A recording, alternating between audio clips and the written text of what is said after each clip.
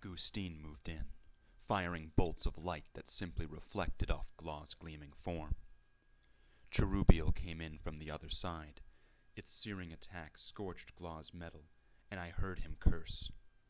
He slashed at Cherubiel with his open hand, extending hook blades from slots in the fingertips. The hooks ripped into Cherubiel's flesh, but it made no cry. It grappled with Pontius Glaw, psychic power boiling the space between them and flaring out in spasming tendrils of light. The very air crisped and ionized.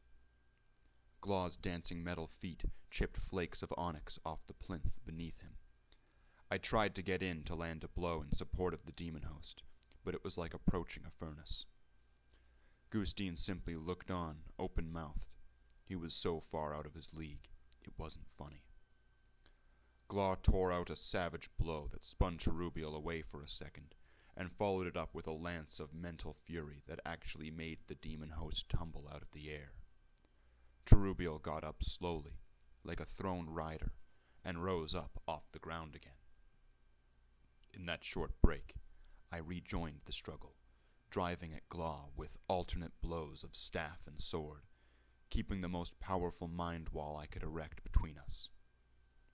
Glaw smashed the wall into invisible pieces, struck me hard, and tore the staff out of my hand.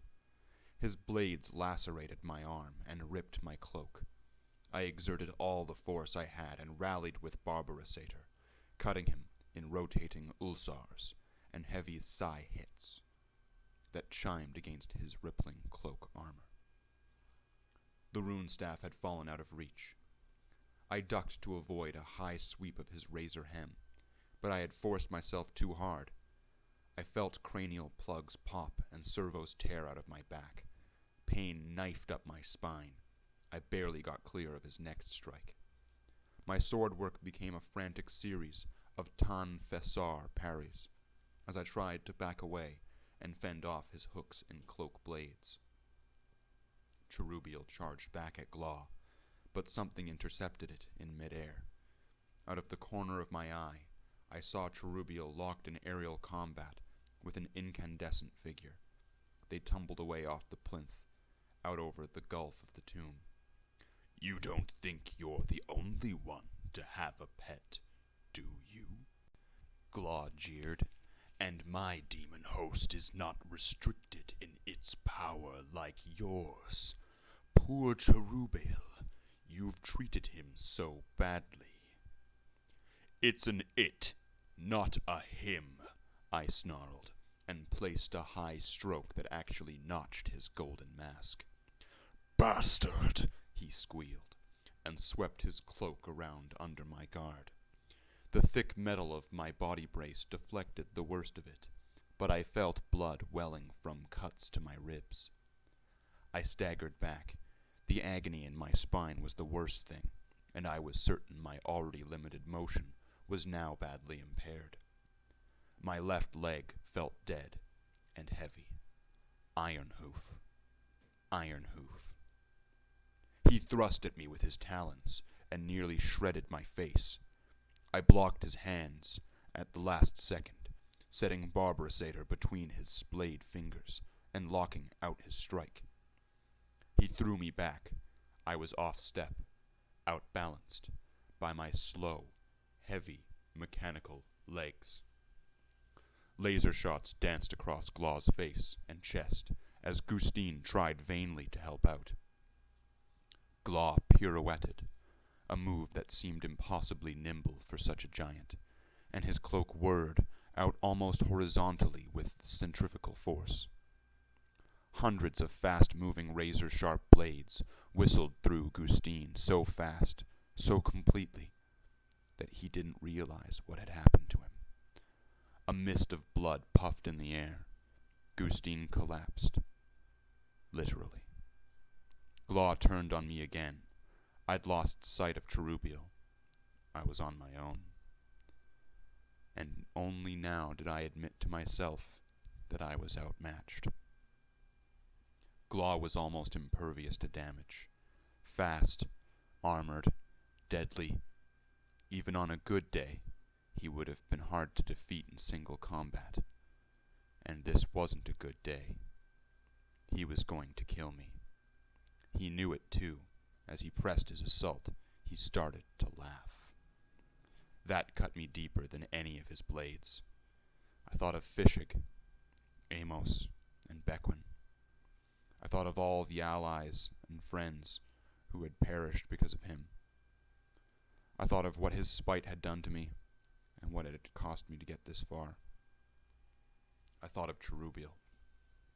The laughter reminded me of Cherubiel. I came back at him so hard and so furiously that Barbarisator's blade became notched and chipped. I struck blows that snapped blade scales off his clinking cape. I struck at him until he wasn't laughing anymore. His answer was a psychic blast that smashed me backwards 10 paces. Blood spurted from my nose and filled my mouth. I didn't fall. I would not give him that pleasure. But Barbarisator flew, screaming from my dislodged grip. I was hunched over, my hands on my thighs, panting like a dog. My head was swimming. I could hear him crunching over the onyx towards me. "You'd have won by now if you had the book," I said, coughing the blood from my mouth. "What?" "The book. The damned book. The Malus Codicium. That's what you were really after when you sent your hired murderers against me. That's why you tore my operation apart and killed everyone you could reach. You wanted the book." "Of course I did," he snarled. I looked up at him. It would have unlocked the prize already, done away with this endless, fruitless study. You'd simply have opened the tomb and taken the demon's chariot, long before we could ever get here. "Savor that little triumph, Gregor," he said. "Your little Pyrrhic victory. By keeping that book from me, you have added extra months, years to my work.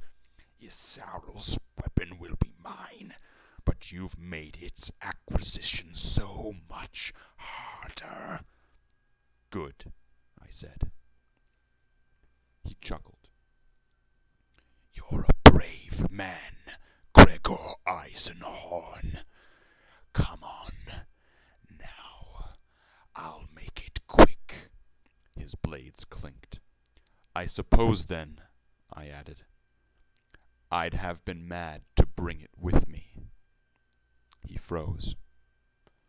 With a shaking, bloody hand, I reached into my coat and took out the Malus Codicium. I think he gasped. I held it out, half open, so he could see, and rifled the pages through my fingers. "You foolish, foolish man," he said, smiling. "That's what I thought," I said. With one brutal jerk, I ripped the pages out of the cover. "No!" he cried. I wasn't listening. I fixed my mind on the loose bundle of sheets in my hands, and subjected them to the most ferocious mental blast I could manage. The pages caught fire. I threw them up into the air. Glaw screamed with despair and rage. A blizzard of burning pages fluttered around us. He tried to grab at them.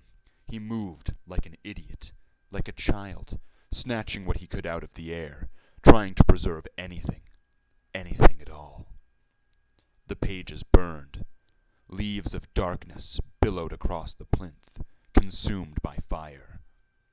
He snatched a handful, tried for more, stamping out those half-burned sheets that landed on the ground. He wasn't paying any attention to me at all. Barbarisator tore into him so hard it almost severed his head. Electricity crackled from the rent metal. He rasped and staggered. The Carthian blade sang in my hands as I ripped it across his chest and shattered part of his cloak. He fell backwards, right at the edge of the plinth. His fingerhooks shrieked as they fought to get a purchase on the smooth onyx. I swung again, an upswing that ripped off his golden mask and sent it spinning out over the gulf. The interior of his head was revealed. The circuits, the crackling, fusing cables, the crystal that contained his consciousness and being, set in its cradle of links and wires. "In the name of the holy god Emperor of Terra," I said quietly, "I call thee Diabolus, and here deliver thy sentence." My own blood was dripping off Barbarisator's hilt between my doubled-handed grip. I raised the blade, and made the Ul K'er. The blade split his head, and shattered the crystal into flecks of glass. Pontius Glaw's metal body convulsed, jerked back and fell off the edge of the plinth, down into the gulf, into the blackness of the Demon King's tomb, its cloak blades chiming. I was sitting on the plinth, with my back against the tomb wall, blood slowly pooling around me, when a flight flashed out in the darkness of the vault. It came closer. At last, Cherubial floated down and hovered over me. Its face, limbs, and body were hideously marked with wells, burns, and gashes. I looked up at it. It was hard to move, hard to concentrate. There was blood in my mouth, in my eyes. Glaw's demon host, gone. He claimed it was more powerful than you. "You don't know how nasty I can be," it said. I thought about that. The last of the diabolic book pages were mere tufts of black ash scattered across the plinth. "Are we finished here?" It said. "Yes," I said. It frowned. "I'm going to have to carry you after all."